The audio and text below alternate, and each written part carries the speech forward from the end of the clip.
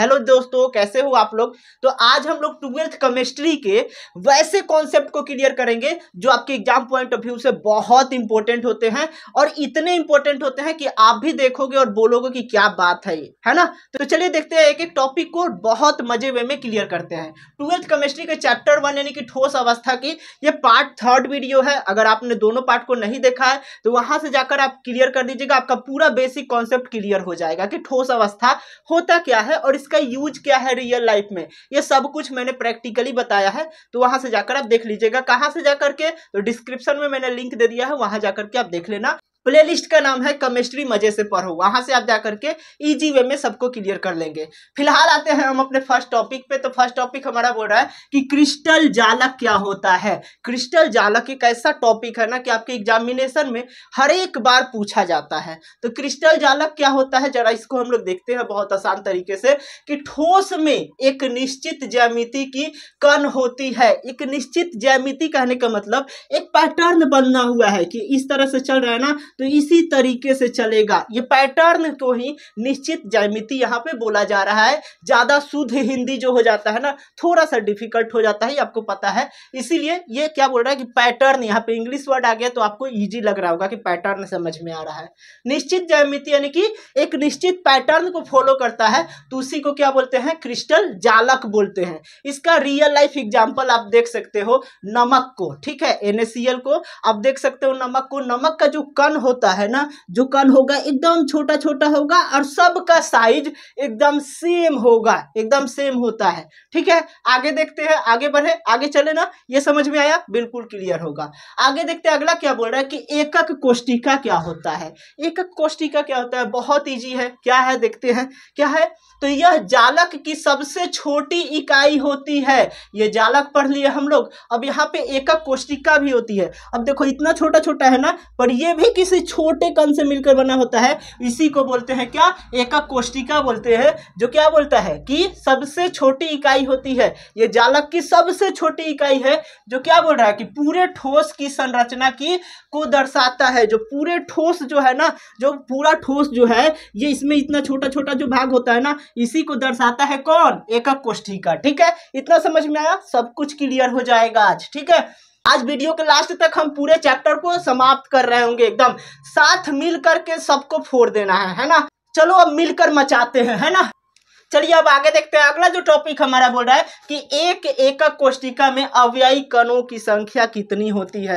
अब एकक कोष्टिका तो आपने जान लिया, पर अब आप लोगों के मन में डाउट आएगा कि भैया एक एकक कोष्टिका में कितना संख्या होता होगा। तो सबसे पहले देखते हैं बहुत आसान तरीके से, क्या है कि सरल घन एक होता है एकक कोष्टिका, उसके बाद होता है केंद्रीय घन होता है, उसके बाद क्या होता है, पृष्ठ केंद्रित घन होता है। ठीक है, अब इन सब का शॉर्ट नाम होता है एससी संरचना, बीसीसी संरचना, उसके बाद एफसीसी संरचना के नाम से जाना जाता है। संरचना कहने का मतलब क्या, संरचना कहने का मतलब एक ढांचा, एक ढांचा। इससे भी नहीं क्लियर हुआ, एकदम बहुत आसान एग्जांपल मैं दे रहा हूं। क्या, कुम्हार का जो बर्तन बनाते हैं लोग, कुम्हार उसको बोलते हैं ना, जो पतकी उत्की बनाते हैं, जो माटी के बर्तन बनाते हैं, तो उसका एक ढांचा होता है, एक शेप होता है ना। आप लोग भी बचपन में क्या करते थे कि गिलास में माटी डाल करके ऐसे डालते थे, तो माटी का वो क्या करता था, बन जाता था ना एकदम। ठीक है, अगर माटी में डाल के अगर बनाएंगे तो गिलास के जैसा चित्र बन जाता था ना, तो वो गिलास उसके लिए क्या हो गया, इस माटी के लिए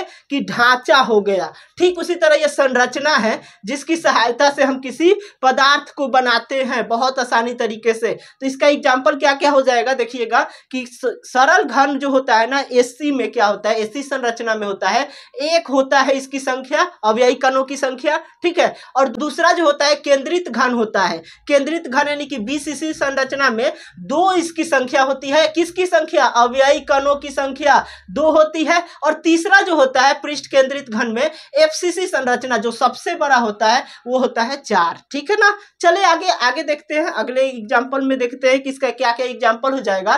तो इसका एग्जाम्पल हो जाएगा लोहा जो बनता है ना, लोहा को आपने तो देखा होगा। तो लोहा जो बना होता है ना, वो बीसी संरचना पे बना होता है, जिसमें बीसी संरचना कहने का क्या मतलब हुआ कि जो भी बीसी संरचना से बना होगा पदार्थ ना, उसमें अव्ययी कणों की संख्या कितनी होगी, उसमें अव्ययी कणों की संख्या 2 ही होगी। ठीक है, आगे देखते हैं, आगे क्या बोला कि एल्युमिनियम जो बना होता है वो एफसीसी संरचना से बना होता है, तो एल्युमिनियम में कितनी होगी अव्ययी कणों की संख्या, तो 4 होगी। ठीक है, चले आगे, समझ में आ रहा है ना, सब कुछ क्लियर होगा। अगर आप लोगों को लग रहा होगा कि थोड़ा सा फास्ट है तो थोड़ा स्लो कर लेना स्पीड को। ठीक है, बाकी या अदरवाइज अगर आपको स्लो लग रहा है तो थोड़ा सा फास्ट कर लेना। अगर कंफर्टेबल हो तो चलते हैं साथ में, है ना, साथ में मिलके चलेंगे सब जगह, है ना। आगे क्या बोल रहा है कि निविड संकुलित संरचना क्या होता है। बिल्कुल टेंशन नहीं लेना है, आप लोगों को पता होना चाहिए कि आप ही लोगों के बड़े भाई बहन जो है ना, आप लोगों के बड़े भैया बहन जो है वो 2025 में 450 460 मार्क्स इसी चैनल से पढ़ के लाए हैं। अगर आपने अभी तक प्रूफ नहीं देखा है तो कमेंट बॉक्स में उसका लिंक दिया है, वहां से जाओ और देखो, एकदम पूरा डाउट क्लियर हो जाएगा। कोई डाउट में नहीं रहना है, यही चैनल से आपको बहुत अच्छे मार्क्स आएंगे, बस आपको मेहनत करने की जरूरत है। और आप लोग ना उनसे भी ज्यादा फोड़ोगे, केवल आप मेहनत करो, हम तो साथ है ही आपके, है ना। आगे देखते हैं अगले टॉपिक को। अगला टॉपिक बोल रहा है कि निविड संकुलित संरचना क्या होता है, तो ठोसों में परमाणु या आयन सबसे घनी पैकिंग में होता है। ठीक है, यहां से क्या समझ में आ रहा है कि निविड संकुलित संरचना एक संरचना है जो कि हम लोग पहले ही पढ़ रखे हैं। संरचना होता है क्या, ढांचा है ना, जो क्या बोल रहा है कि ठोसों में परमाणु या आयन सबसे घनी पैकिंग में होता है, सबसे घना पैकिंग में होता है। क्यों करता है, कोई भी अगर मान लो कि अगर 5 गाड़ी का आदमी है, 5 गो गाड़ी का आदमी मतलब 50 आदमी है, और ये 5 गो गाड़ी में जा सकता है, 1 गो गाड़ी में 10 आदमी। अब इसको क्या किया गया कि 3 गो गाड़ी में भेज दिया गया, तो काहे के लिए, जगह की कमी के लिए। तो वही बता रहा है कि पैकिंग जो होता है ना, वो पैकिंग में क्या रखेगा कि खाली स्थान कम हो। ठीक है, पैकिंग में खाली स्थान कम हो, इसीलिए क्या करता है कि परमाणुओं को और आयनों को घनी पैकिंग में रखता है ना। समझ में आया।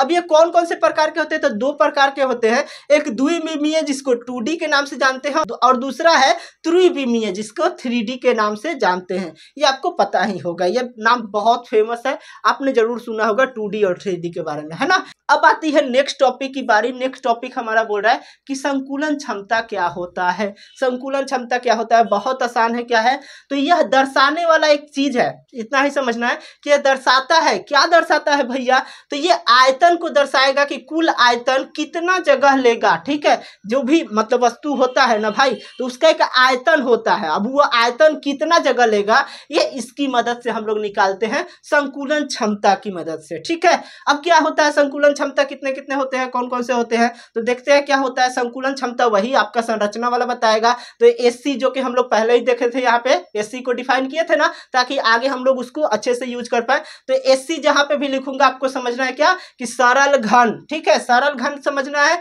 और बीसीसी जहां पे भी लिखा होगा उसको समझना है क्या, केंद्रित घन समझना है। ठीक है, और एफसीसी जहां पे भी लिखा होगा उसको पृष्ठ केंद्रित घन समझना है। बिल्कुल डाउट में नहीं रहना है, बिल्कुल कंफ्यूज नहीं होना है ना। तो अब यहाँ पे देखते हैं कि एससी जो क्या बोल रहा है कि सरल घन की जो होती है मात्रा, वो कितनी होती है, तो 52.4% होती है, 52.4% होती है। और बीसीसी की संरचना जो होती है वो 68% होती है, 68% होती है। और तीसरा जो है एफसीसी की संरचना जो कि सबसे अधिक होता है, 74%, 74%, ये सबसे बड़ा होता है, सबसे बड़ा होता है। ठीक है ना, ये आप लोगों को नंबर में भी दिख रहा होगा, तो आपको इसको याद करने की जरूरत नहीं है। इसको याद करो कि हाँ ये 52.4% होता है, और ये 68% होता है, और 74% होता है। ये आगे क्या बोल रहा है कि एकक कोष्टिका बीमा संबंधी गणनाएं क्या होती है। अब बीमा की संबंधों की गणना करने के बारे में बात बोल रहा है, कैसे गणना करेंगे, कैसे उसको मापेंगे। ठीक है, तो यहां देखते हैं क्या बोल रहा है कि किसी इकाई कोशिका का किनारा, किसी भी इकाई कोशिका जो होता है उसका किनारा जो होता है ना, वो ए से डिनोट किया जाता है, उसको ए रखा जाता है। आप अपना नाम भी लिख सकते हो, ऐसा नहीं है कि ए से ही डिनोट करेंगे। ठीक है, बस जहां पे भी ए रहेगा वहां पे अपना नाम लिख लेना। ठीक है, इतना समझना है। और कण का त्रिज्या आर होता है, और उस कण का जो त्रिज्या होगा ना वो आर होगा। तो आर भी की जगह भी जो मन करे वो लिख सकते हो, ऐसा नहीं है कि आर ही लिखोगे। पर ये क्या, आर से मतलब त्रिज्या इसलिए रखा जाता है ताकि आप लोगों को एक ही जगह एक ही पैटर्न फॉलो करोगे, तो एग्जामिनर जो चेक करने वाला कॉपी होगा ना उसको भी समझ में आएगा, आर कहीं पे लिखा है तो समझेगा कि वो त्रिज्या है, इसीलिए आर का यूज किया जाता है। अदरवाइज आप जो चाहो वो लिख सकते हो, बस आप मेंशन जरूर कर देना कि यहाँ पे इस चीज का मतलब ये है, ये मेरे नाम का मतलब ये त्रिज्या है, ठीक है, या आर का मतलब त्रिज्या। अगर आर लिखते हो तो डिफॉल्ट में वो रहेगा कि आर का मतलब त्रिज्या है। आगे देखते हैं क्या बोल रहा है कि एससी में होता है ना, एससी का जो अगर नापिएगा, जो पहले ही बता दिया हूँ, बार बार नहीं रिपीट करूंगा नहीं तो वीडियो काफी लंबा हो जाएगा। तो एससी में जो नापते हैं ना उसका हो जाएगा, मापने का फॉर्मूला हो जाएगा 2r हो जाएगा, एज कॉल टू 2r हो जाएगा। और बीसीसी में मापने का formula as call to 4r/√3 हो जाएगा।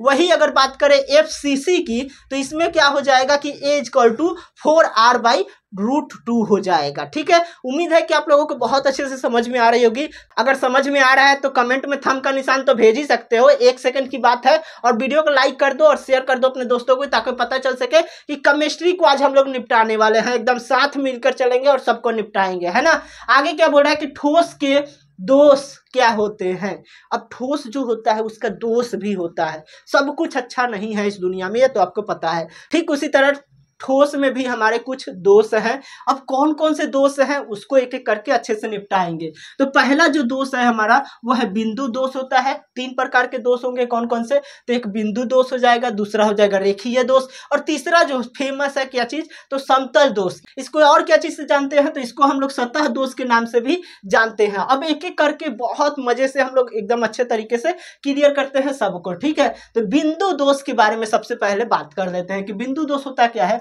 तो बिंदु दोष, ठीक है, यहाँ पे क्या लिखा है, यहाँ पे लिखा है बिंदु, ठीक है, बिंदु और दोष लिखा है। ठीक है, अब बिंदु दोष, यहाँ पे 2 वर्ड आ रहा है, एक है बिंदु और एक है दोष। ठीक है, बिंदु कहने का मतलब क्या, एक परमानेंट जगह है, एक एरिया डिफाइन किया हुआ है। अब कहाँ पे बात की जा रही है दोष की, तो ठोसों की दोष के बारे में बात किया जा रहा है। तो अब ठोस जो होगा ना, ठोस वो क्या चीज से मिलकर बना होता है, एक मान लो ये ठोस है, ठीक है, ये ठोस पदार्थ है। अब इसमें क्या होगा, तो ये बहुत सारे परमाणु से मिलकर बना होता है। ठीक है, अब ये जो परमाणु होता है ना, इसका एक फिक्स जगह होता है। अगर ये अपने जगह से विलुप्त हो जाता है ना, अगर ये अपने जगह से विलुप्त हो गया, गायब हो जाएगा, ठीक है ना, मिस्टर इंडिया बन गया, तब समझो कि बिंदु दोष उत्पन्न हो जाता है। ठीक है, क्या लिखा है एक बार पढ़ते हैं, क्या लिखा है कि जब क्रिस्टलीय पदार्थ में परमाणु अपनी जगह से हट जाते हैं ना, तो उसी को क्या बोलते हैं, बिंदु दोष बोलते हैं। ठीक है, अब बिंदु दोष के 2 प्रकार होते हैं, कौन कौन से होते हैं, तो षटकीय दोष होते हैं और एक क्या होता है, फ्रेंकेल दोष होता है। ठीक है, चलिए अब आगे देखते हैं अगले टाइप को। अगला जो टाइप हमारा बोल रहा है कि रेखीय दोष क्या होते हैं। रेखीय दोष बहुत आसान है, रेखीय दोष नाम से ही समझ में आ रहा है, क्या लिखा है, रेखीय दोष। ठीक है, रेखीय दोष लिखा है, यहाँ पे 2 वर्ड आ रहा है, दोष और क्या है, रेखीय। रेखीय का मतलब सिंपल आप समझ में रहे होगे कि रेखा एक है। ठीक है, रेखा से क्या मतलब कि एक सीधी जा रही है लाइन। अब सीधी लाइन देखने के बाद आप लोग बहुत आसानी से आप समझ सकते हो क्या, कि चींटी का लाइन आप लोग देखे होंगे, है ना, बहुत बचपन में देखे होंगे, अभी भी देखने को मिलता होगा। ये चींटी है, ये लाइन से अपनी जा रही है। बोला जाता है ना कि चींटी के लाइन को मत तोड़ो नहीं तो मेला में भुला जी बताने लोगिन, ठीक है ना, सुन रहे हो लोगिन, है ना। तो उसी तरीके से यहाँ पे क्या बोल रहा है रेखीय दोष, कि मान लो कि यहाँ पे चींटी का ये लाइन है और यहाँ पे बीच में कुछ पड़ जाए, ठीक है, तो ये क्या करेगा, अब यहाँ से घूम के ऐसे जाएगा। तो बस यही घूमने वाले पॉइंट को ही क्या बोलते हैं, रेखीय दोष कहते हैं। मतलब यहाँ पे डिफेक्ट कुछ आ गया ना भाई, यहाँ पे कुछ दिक्कत आई ना, कुछ तो दिक्कत आई, यहाँ पे क्यों मुड़ना पड़ा, कुछ ना कुछ दिक्कत आई, तभी ना यहाँ से चींटी मुड़ी। उसी तरीके से क्या होता है कि परमाणु जो होता है ना, वो अपना एक बंधन बना के चलता है। ठीक है, लेकिन किसी कारणवश अगर इसमें डिफेक्ट आ गया ना, तो इसी डिफेक्ट को क्या बोलते हैं, इसी डिफेक्ट को हम लोग बोलेंगे, क्या बोलेंगे, कि रेखीय डिफेक्ट बोलेंगे, यानी कि रेखीय दोष बोलेंगे। इसी डिफेक्ट को हम लोग बोलेंगे रेखीय दोष। समझ में आया ना, बिल्कुल समझ में आएगा, है ना। और आप लोगों को जो भी इसका PDF नोट चाहिए वो आप लोग टेलीग्राम चैनल पे जाकर के ले सकते हो, और जो भी रिलेटेड डाउट है आप लोग वहां व्हाट्सएप से क्लियर कर दोगे, है ना। तो व्हाट्सएप चैनल और टेलीग्राम चैनल का लिंक मैंने दे दिया है, कमेंट बॉक्स में ही है,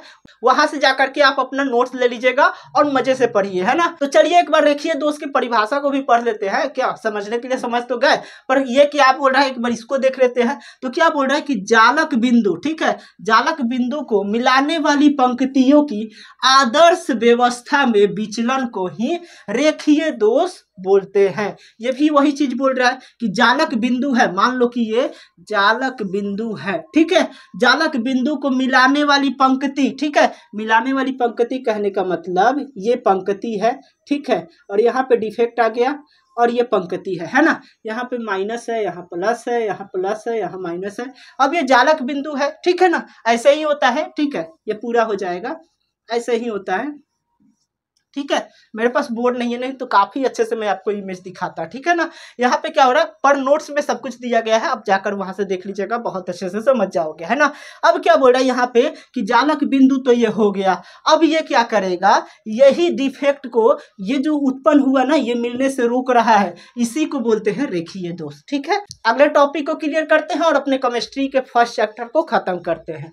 क्या बोल रहा है कि सतह दोष क्या होता है या समतल दोष क्या होता है। ये बहुत सिंपल है, बहुत सिंपल। क्या बोल रहा है यहाँ पे कि सतह दोष है ना, सतह और क्या है, दोष है ना, दो वर्ड आ रहा है ना, तोड़ तोड़ के चीजों को समझेंगे, बहुत आसानी से समझ में आएगा। सतह और दोष है, सतह कहने का मतलब सिंपल कौन क्या समझता है, तो ये पदार्थ का जो है ये बाहरी भाग जो होता है, इसी को क्या बोलते हैं, सतह बोलते हैं। इतना तो सब पहले से पढ़ रखे हैं, सबको पहले से पता है कि ये क्या है, सतह होता है ना।